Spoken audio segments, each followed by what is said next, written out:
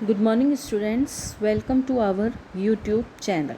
तो students, English literature में हमारे ड्रामा फर्स्ट चल रहा है ब्रोकन इमेजेस, जिसमें हमने मंजुला नायक का इंटरव्यू देखा था। तो पिछले वीडियो में हमने देखा था कि उसका जो इंटरव्यू है वो कंप्लीट हो चुका है और उसने सबको धन्यवाद कर दिया है। तो अब इंटरव्यू कंप्लीट होने के बाद आगे का जो पार्ट है, उस आगे के पार्ट में अब क्या होगा वो हम आज स्टडी करेंगे। तो इसमें जैसे कि आप ये पिक्चर देख रहे हैं, इसमें ये मंजुला नायक हैं जो अलग अलग एक्सप्रेशन दे रहे हैं। यानी इनके जो एक्सप्रेशन है वो बहुत ही सरप्राइजिंगली लग रहे हैं। ऐसे लग रहा है कि वो एकदम चौंक गई है या आश्चर्य में है।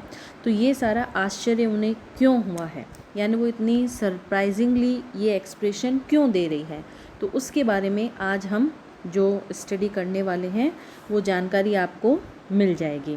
यानी अभी इनको देख के हमें लग रहा है कि ये अभी भी कन्वर्सेशन कर रही है, यानी इनका इंटरव्यू तो कंप्लीट हो गया है, लेकिन फिर भी इनकी कन्वर्सेशन अभी भी चालू है। तो वो कन्वर्सेशन ये किससे कर रही है और इतने आश्चर्य के भाव में ये सारी कन्वर्सेशन क्यों हो रही है, तो वो आज हम हमारे इस नेक्स्ट पार्ट में पढ़ने वाले हैं। तो चलिए स्टार्ट करते हैं हम। तो देखिए आज के हमारे इस पार्ट में क्या है। द लाइट टर्न्स रेड, जो लाइट है वो रेड हो जाती है। She leans back in her chair, वो अपनी कुर्सी पर पीछे सटकर बैठ जाती है। पोज, थोड़ा रुकती है। Then into the lapel mike, फिर वो अपने लैपल माइक में बोलती है, I hope that was okay, मैं आशा करती हूँ सब कुछ ठीक था। I didn't fumble too much, यानी मैंने ज़्यादा कुछ फंबल नहीं किया, यानी मैं अटकी नहीं या मैं बीच में हड़बड़ाई नहीं। डिड आई, क्या मैंने ऐसे किया। लिसन, सुनते हुए, यानी वापस वो रिप्लाई सुन रही है। थैंक यू राजा, तो राजा का धन्यवाद आ जाता है। द प्लेजर्स ऑल माइन, यानी ये मेरा आनंद है, यानी ये सब कुछ करके मुझे खुशी मिली है। सी यू आउटसाइड, तो राजा मैं आपसे बाहर मिलती हूँ। The red light switches of, इतना कहते ही जो रेड लाइट है वो बंद हो जाती है। शी स्माइल्स कंटेंटेडली, यानी वो स्माइल करती है कंटेंटेडली। कंटेंटेडली क्या होता है, संतुष्टि से, संतोषपूर्वक, यानी वो अपने इंटरव्यू से पूरी तरह से सेटिस्फाइड है। तो एकदम सेटिस्फाइड होते हुए वो स्माइल करती है। Verb, that will get them good. Wow, यानी ये वाव जो है वो बहुत ही आश्चर्य से बोलती है, यानी सरप्राइज होते हुए, चिल्लाते हुए वो बोलती है, दैट विल गेट देम, यानी वह सब उनको प्राप्त करते हैं। गुड, अच्छा है। I have taken enough shit from them, यानी मैंने उन लोगों से बहुत ही शिट प्राप्त कर लिया है। यहाँ शिट से मतलब है आलोचना, यानी कोई गंदगी नहीं, मतलब आलोचना प्राप्त कर ली है। लाफ्स एंड गेट्स अप, यानी इतना कहकर वो हंसती है और खड़ी हो जाती है। Manjula's image on the screen should have given way to the film, यानी मंजुला की जो इमेज है वो अब हट जानी चाहिए और उसका स्थान फिल्म को ले लेना चाहिए। बट हैजंट, लेकिन ऐसा नहीं हुआ है। इंस्टीड, इसके बजाय the image continues as before, यानी मंजुला की जो इमेज है वो अभी भी पहले की तरह स्क्रीन पर है। वॉचिंग हर कामली, जो बड़े कामली, बड़े शांति से मंजुला को देख रही है। She is of course unaware of it, और जो मंजुला है वो वास्तव में इससे बिल्कुल अनअवेयर है, अनजान है, यानी उसे नहीं पता है कि अभी भी स्क्रीन पर उसकी इमेज नज़र आ रही है। She makes a move to the door, तभी वो दरवाजे की ओर जाती है।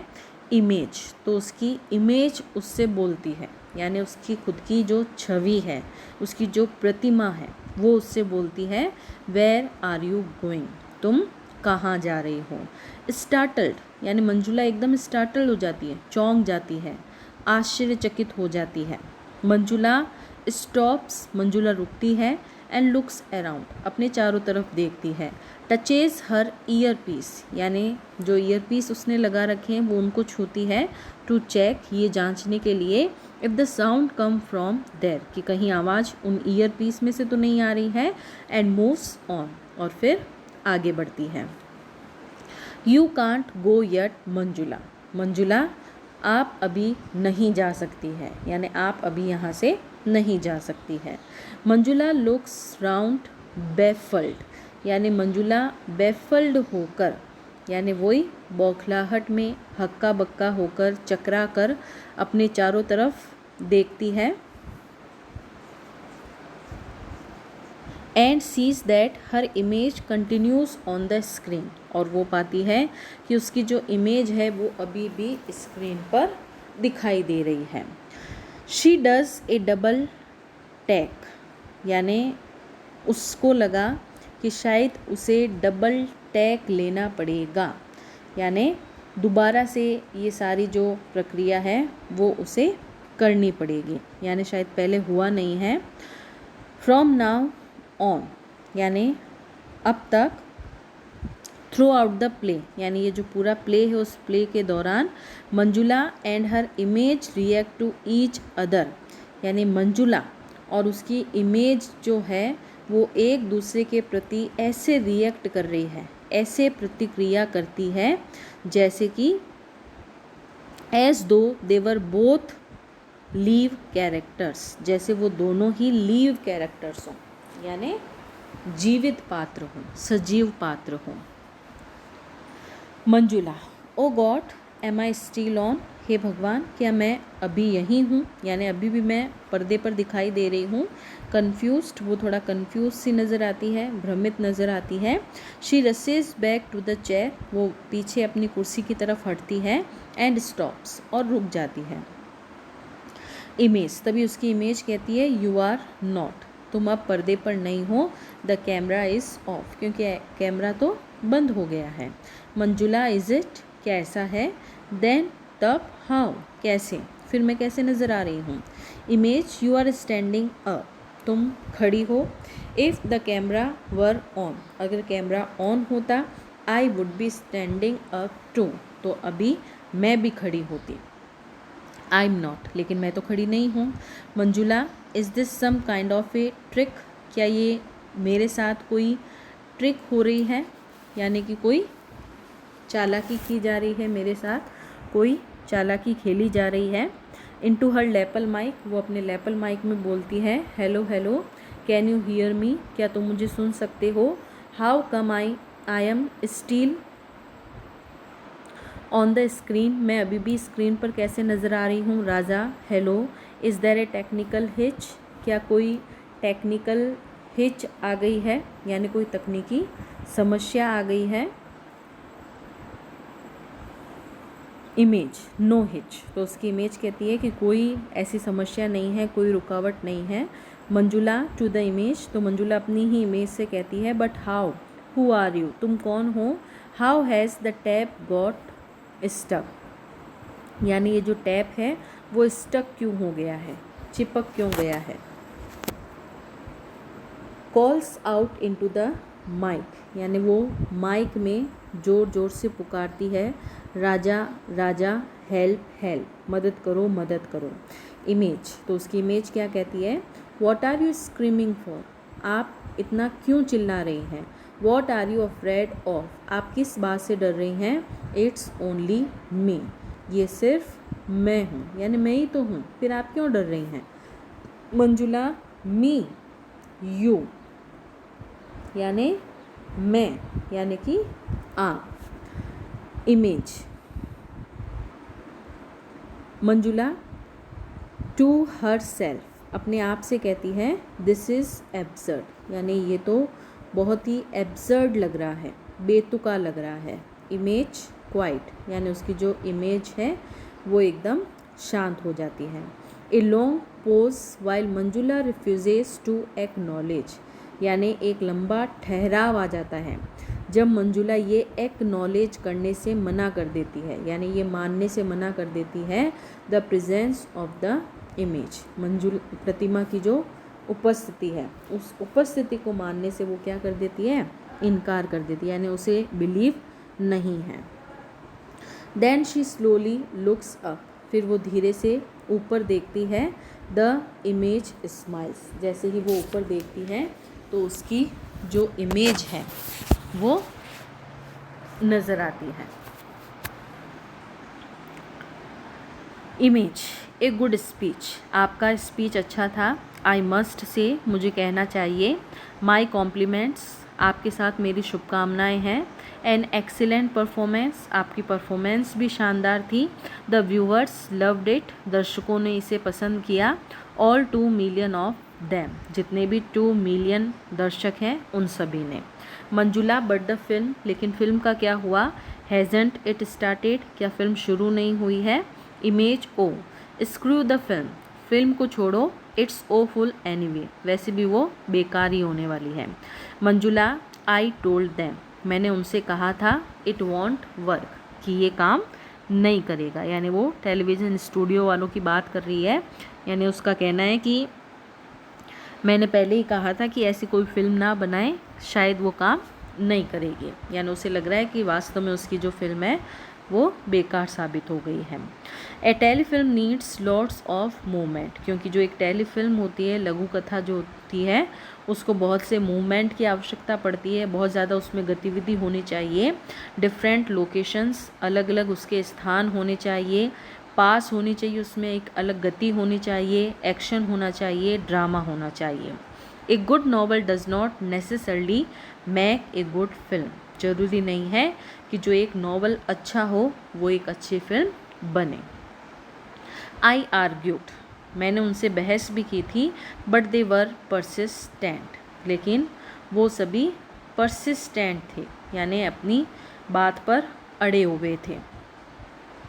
Sponsors were easy to find, यानी जो स्पॉन्सर्स हैं, यानी उस फिल्म को जो प्रसारित करने वाले हैं, जो प्रायोजक जिन्हें हम कह सकते हैं, उनको ढूंढना आसान था। बट पोस, यहाँ पर वो थोड़ा रुक जाती है। दे पेड वेल, यानी उन्होंने अच्छा पैसा चुकाया, यानी मिले तो मुश्किल से, लेकिन जो बदले में पैसा उन्होंने दिया था वो काफ़ी अच्छा था। इमेज, योर परफॉर्मेंस नाउ, अब हम बात करते हैं यहाँ पर आपके परफॉर्मेंस की, आपका जो प्रदर्शन का ढंग था। दिस इंट्रोडक्शन, ये जो इंट्रोडक्शन आपका हुआ था। It will be the best thing this evening, यानी ये आज शाम की सबसे अच्छी चीज़ थी। You will be all over the papers, आप अब हर जगह पेपर्स में होंगी, यानी समाचार पत्रों में सबसे ऊपर आपकी ही खबर होगी।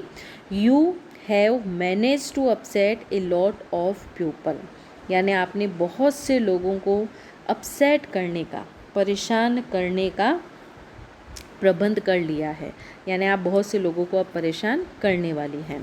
मंजुला, थैंक्स, धन्यवाद। आई मीन टू, मेरा यही मतलब था, यानी मैं यही करना चाहती थी, यानी मैं चाहती थी कि मेरी ये सारी चीज़ें देखकर लोग परेशान हो। पोस, यहाँ वो थोड़ा रुकती है। Image, if one had to comment, अगर किसी को इस पर कमेंट करना पड़े, टिप्पणी देनी पड़े। इन द एक्सट्रीम केस, बहुत ज़्यादा ऐसा केस आ जाए, ऐसी अवस्था आ जाए, ऐसा मामला आ जाए। दैट वन हैड टू, कि किसी को तो ये करना ही पड़ता है। That bit about your sister Malini, थोड़ा बहुत आपकी बहन मालिनी के बारे में। द टीयर्स, उन आंसुओं के बारे में। That could have been played down, जिनका यहाँ कम अभिनय किया जा सकता था, यानी ज़्यादा ये आंसू और बहाने की यहाँ पर आवश्यकता नहीं थी। मंजुला, आई वॉजंट टेंडिंग, यानी मैंने यहाँ कुछ भी प्रिटेंड नहीं किया है, बहाना नहीं बनाया, कोई नाटक नहीं किया है।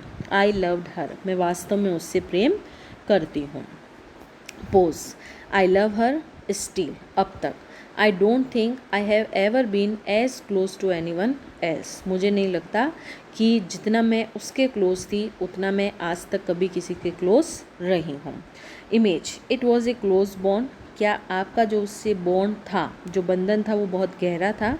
Manjula, the novel doesn't really do her justice, वास्तव में उपन्यास ने उसके साथ न्याय नहीं किया। शी वॉज एट्रैक्टिव, वो बहुत आकर्षक थी। मोर एट्रैक्टिव दैन मी, मुझसे भी ज़्यादा आकर्षक थी। इंटेलिजेंट, बहुत होशियार भी थी। मोर इंटेलिजेंट दैन मी, मुझसे भी ज़्यादा बुद्धिमान थी। एंड विवाशियस, और बहुत ही विवाशियस थी, जीवंत थी। विच आई नेवर वॉज, जो मैं कभी नहीं थी। आई एक्सेप्टेड दैट, मैं इस बात को स्वीकार करती हूँ। She radiated life from the wheelchair to which she was confined, यानी वह स्वयं को, जो ये व्हील चेयर थी, 4 पहियों वाली जो कुर्सी थी, उस पर बैठे बैठे ही सभी जगह चली जाती थी, जिसमें वह कन्फाइंड थी यानी सीमित थी।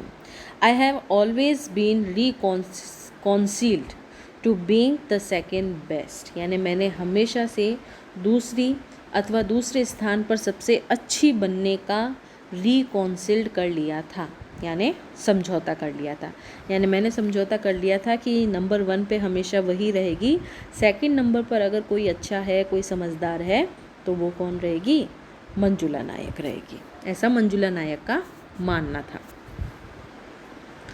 इमेज, तो उसकी इमेज कहती है हर इलनेस वॉज अनफॉर्चुनेट, यानी उसकी बीमारी दुर्भाग्यपूर्ण थी, बट बिकॉज ऑफ इट, लेकिन इस बीमारी के कारण she got the best of everything, यानी उसे हर चीज़ अच्छे से प्राप्त हो गई। मंजुला डिफेंसिव, मंजुला यहाँ थोड़ा डिफेंसिव होते हुए रक्षात्मक रूप से, रक्षक के रूप में। She never asked for anything, उसने कभी किसी वस्तु के लिए नहीं कहा।